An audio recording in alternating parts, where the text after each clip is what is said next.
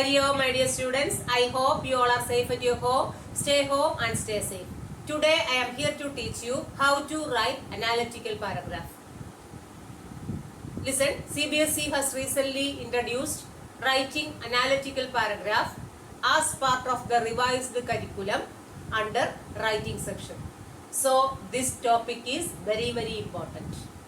Then what do you mean by analytical paragraph? Analytical paragraph is a form of descriptive writing which is written on the basis of a given chart, graph, outline, report, etc. So it requires analysis and comparison of the given facts and drawing conclusion based on the given data. Listen, what do you mean by analytical paragraph? Analytical paragraph is a form of descriptive writing which is written on the basis of a given chart, graph, data, outline, clues, table, report, etc. So it requires analysis and comparison of the given facts and drawing conclusion based on the given data. That means for the examination point of view, you will get one chart or graph, data, outline, clues, table, report, etc. What you should do? Then you have to analyze and compare the given facts and write conclusion based on the data. That is analytical paragraph. Then now let's see what is the format of analytical paragraph. All of you listen. Now let's see into detail what is the format of an analytical paragraph. For the examination point of view, you will get one question. Then what is the format you should follow while writing an analytical paragraph? Listen, this is the format of an analytical paragraph. Introduction, body, conclusion. Then what is the format of an analytical paragraph? Introduction, body, conclusion. Then remember one thing. In the introduction part, you should write what is the graph or chart about. That means when you write introduction, you should write only one or two sentences. Listen, when you write introduction, you should write one or two sentences. That is compulsory. Then move on to the next part, body. When you write body, then you should write the details about the given chart or graph. Then you should write the details about the given chart or pie chart, etc. Then remember one thing, then when you write the body of the analytical paragraph, then you can write two paragraphs. Then when you write the body part, you can write two paragraphs. Then you should write the details about the given chart. Okay, understand? Then last one is concluding paragraph. When you write the concluding, you should write the overall view of the chart or summarize the given graph. Listen, what is the format of writing an analytical paragraph? When you write an analytical paragraph, you should follow this format. What is that format? At first you should write introduction. Remember, when you write introduction, you should write only one or two sentences. That is compulsory. Then in the introduction line, you should write what is the graph or chart about. That only one sentence is enough. The next point is when you write body, you can write two paragraphs. Then the last one is concluding paragraph. Concluding paragraph, you should write the overall view of the graph or summarize the given graph. Then okay, understand? Then what is the format of writing analytical paragraph? Introduction, body and conclusion. Then now let's see how to write introduction. Then for example, you may get a pie chart for the examination. Then I told you, you should write only one or two sentences in the introductory paragraph. That is compulsory. Then how will you write? How will you begin? Then when you get a chart or graph in the question paper, how will you begin? That is very important. Listen.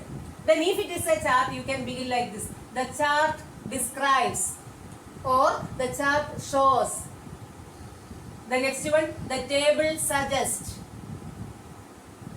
The line graph shows. If it is a pie chart, the pie chart illustrates. Listen again. If it is a chart, you can begin the sentence like this. The chart describes the difference between so and so. The table suggests. The line graph shows. The pie chart illustrates. Then what is the main point you have noticed here? Then when you write introduction, you should use only the simple present tense form. Okay, listen. Then when you write introduction, you should use only simple present form. The chart describes, the table suggests, the line graph shows, the pie chart illustrates. Then what is the most important point you should remember when you write the introduction? When you write the introduction, you should use only the simple present form. That is the most important thing you have to remember. Then it will be more clear for you when you see the examples. Listen, when you write the introduction, you should use only the simple present form. For example, the chart describes, the table suggests, the line graph shows, and the pie chart illustrates. Then move on to the body part of the analytical paragraph. Listen, now let's see how to write the body of the analytical paragraph. Then remember one thing, when you write the body, the body can be divided into two paragraphs. In the body part, you should write the details about the given graph or chart. Then in this part, you should compare the given information. Based on the question, you should compare the given information. Then you should mentioning the quantities given the question paper. You should mention the quantities given in the question paper. Then connecting sentences by using connectors or linking phrases to link them logically. These are the points you should remember when you write the body of the analytical paragraph. Then what are the points you should remember? Then when you write the body, then you should write two paragraphs. That means you should write the details about the, in this part you should write the details about the given chart or graph, etc. Then in the body part you should compare the information which is already given. Then mention the quantities which is already given.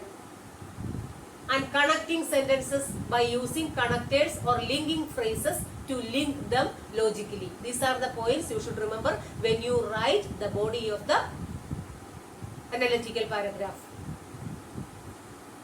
Then the last one is conclusion paragraph, concluding paragraph. Then how will you conclude your analytical paragraph? Listen, what are the points you should remember when you write the concluding part of the analytical paragraph? Then you should remember one thing, that when you write the concluding paragraph, you should write only 3 or 4 sentences. That means you should summarize the data mentioned and the information in general. The most important thing you should keep in mind that you should not write your own personal opinions, observations or conclusion. That is very important. Listen, how to write conclusion? Then when you write conclusion, you should write only 3 or 4 sentences. In that part, you should summarize the data mentioned and the information in general. You should not write your personal opinion, observation or conclusion. These are the points you should remember. Write only 3 or 4 sentences. Summarize the data mentioned and the information in general. You should not write your own personal observation, opinion or conclusion. These are the points you should remember when you write an analytical paragraph. Then what is the format of an analytical paragraph? Introduction. Then when you write introduction, remember one thing, you should write only 1 or 2 sentences. That should be in simple present form. Then the second one is body part. And the third one is concluding part.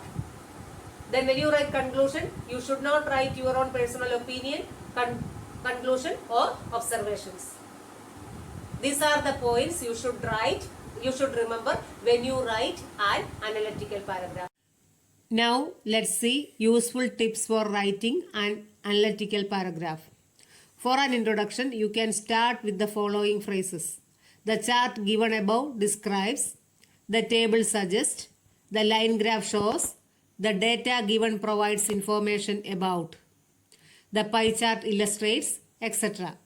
For describing trends, use phrases and words like a pattern of growth, rapidly, doubled, skyrocketed, striking increase, peaked, soaring rates, declined, plummeted, leveled off, stagnated, fluctuate, starting to rise, starting to fall, drop down, slightly, etc.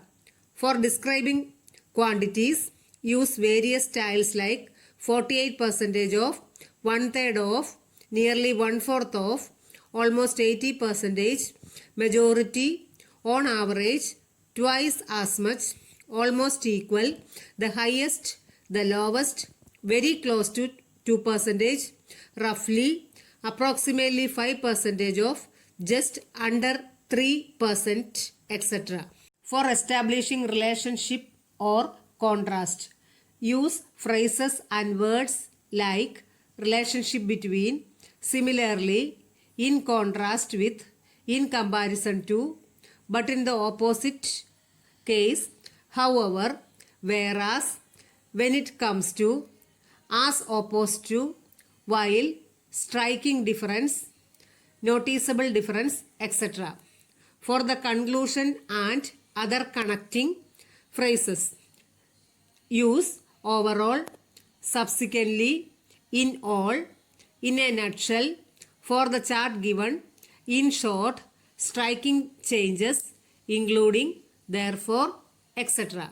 Now let's see an example. The graph below gives information about changes in the birth and death rates in New Zealand between 1901 and 2101. Summarize the information by selecting and reporting the main features and make comparisons where relevant. Then at first you should write introduction. Then I told you in the introduction part you should write only one sentence, one or two sentences. Introduction. The graph shows changes in the birth and death rates in New Zealand since 1901 and forecast trends tip until 2101. Listen, body paragraph 1. Between 1901 and the 2041, the birth rate has been consistently higher than the death rate. It stood at the 20,000 at the start of this period and increased to a peak of 66,000 in 1961. Since then, the rate has fluctuated between 65 and 50,000 and it is expected to decline slowly around 45,000 births by the end of the century. Body paragraph 2.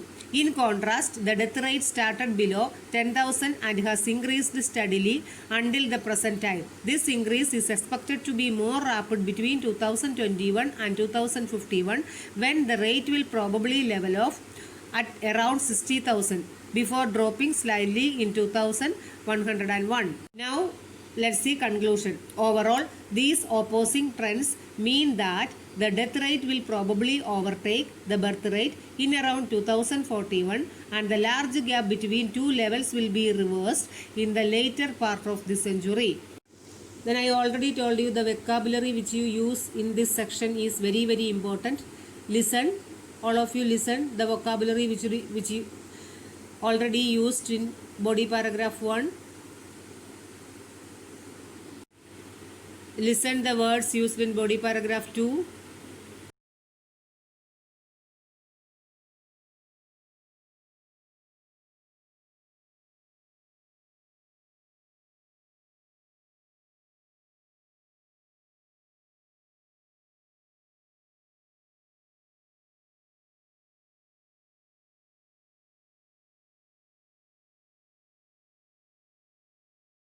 Now let's encapsulate today's topic. Then how to write analytical paragraph.